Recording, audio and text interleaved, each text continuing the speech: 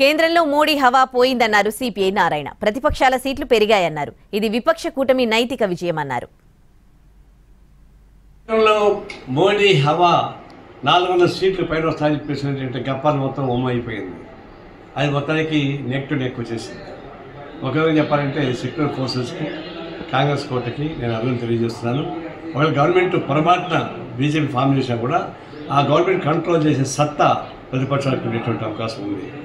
దీన్ని నేను ఒక విధంగా నైతిక విజయంగా ఇండియా కూటమికి, నైతిక అపజయంగా ఎన్డీఏ కూటమికి చూస్తూ ఉన్నాను.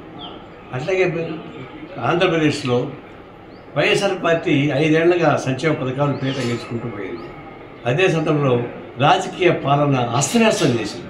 డెల్టా శ్రీహరి పంచతులసి నీళ్లు తాగిన ప్రతిసారి గ్లాస్ నీళ్లలో ఒక చుక్క డెల్టా శ్రీహరి పంచతులసి కలుపుకుని తాగండి.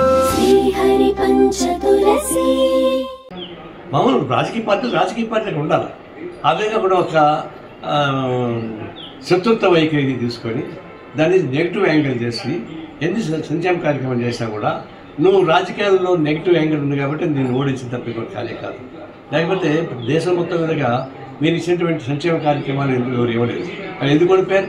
ఎందుకు 23 గతం టీడీపీ కోసం మీకు 16 వస్తూ ఉంది?